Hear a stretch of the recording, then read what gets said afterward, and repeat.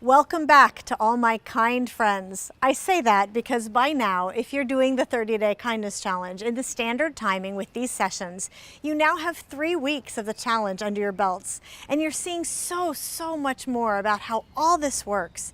You're seeing what it takes to make kindness a lifestyle.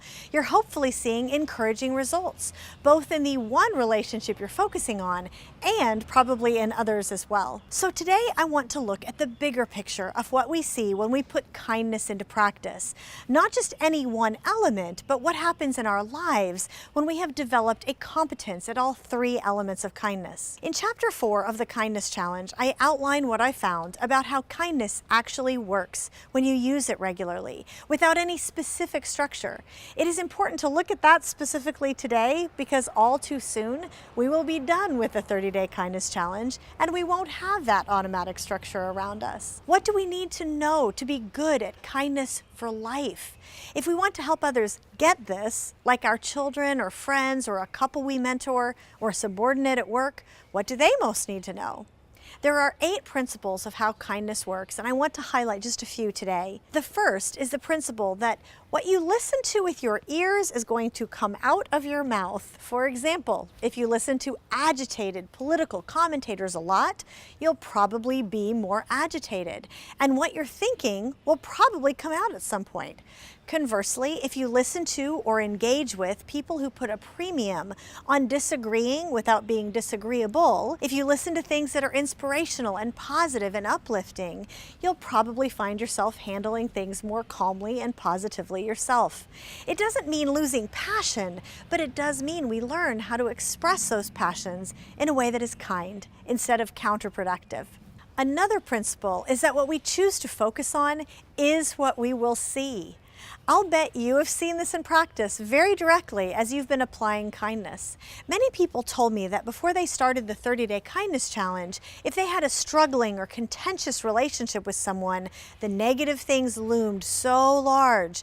But once they had to force themselves to look for those things that are worthy of praise, they began to see them more and more. One mom told me that her teenage daughter had been so exasperating for several years and their relationship had become very troubled, and the mom was very worried. She was worried about some of her daughter's choices of friends and how she behaved with those friends. She worried that her daughter didn't listen, didn't seem troubled by the distance between them and the distance with most of the rest of the family. But then she had to look for things to affirm, and she realized, yes, those are concerns, but with her older brother, her daughter was sweet and warm. The mom realized, she was also truthful. She never lied, even when she would get in trouble by admitting a fault. She worked very hard in school. She was very responsible and selfless in driving her friends around to activities very safely. The mom realized she had not really seen or given enough credit to those things because she was so focused on the very real negatives. And as she began forcing herself to avoid hassling her daughter where possible and sharing at least one real, sincere affirmation every day, the entire temperature of the relationship changed. And that made it much more possible to deal with those other real concerns, but from a position where her daughter knew she was cared for. For parents out there, you need to know that this is something that was brought up many times by the kids in my research. When I did the research with 3,000 teens for Parents Only and other books about how our kids think, one thing that really impacted me was seeing just how easy it is for these kids to doubt whether their parents really care, because they see so much focus on the negative. And yet, as they are making their way forward in a scary world, often feeling so secretly confused and insecure, they are longing for their parents' affirmation where it's deserved. And the final principle about how kindness works in practice that I want to mention in this session is really the secret sauce to the success of the kindness challenge. The more you do kindness, the more you want to do it, because what you think and say and do actually shapes what you feel. It works on the negative side. If you think and say the negative stuff, you'll feel negative. And most important for our purposes, it very much works on the positive side as well. If you refuse to express the negative and express only the positive, your feelings will follow.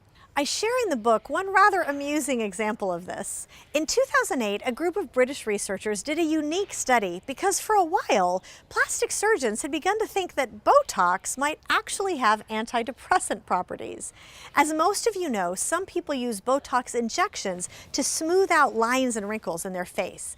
Well, the medical community noticed that Botox patients had a better emotional outlook after their treatments, so they studied the phenomenon. Was it just because these patients felt more attractive, so they had less depression and more positivity?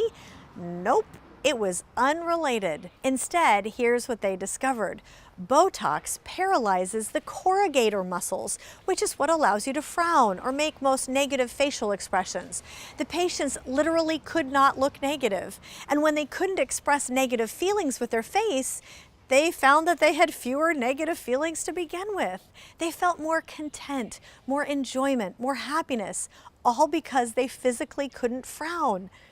Our feelings follow our words and our actions. You have probably seen that very directly in action too, and I hope you talk about that in your discussion time. These principles are great to revisit when it has been a while and you might have let kindness slip, or whenever things get tough. In fact, if the 30-day kindness challenge has been really difficult for you and you haven't been seeing results in your relationship yet, it could be, as we've noted before, that this particular relationship needs more time.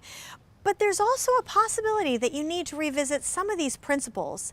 As just one example, maybe you've been reading lots of negative blogs or listening to radio programs that are designed to stir us up and make us unsettled, and it's coming out in your speech to others without you realizing it. There are many things that could be going on, but it will help once you look at those things purposefully and understand how to steer yourself towards kindness. So as we go, if you are following the standard timing for the 30-day kindness challenge, we will be heading into our last week. Encourage yourself by thinking about the positive traits in your person. Be strict about only consuming inspirational media for a while, and carefully filter out sources that are negative and destructive. You'll find that not only are you more inspirational, but this relationship is far more likely to improve, grow, and eventually become a part of that inspiration to both of you.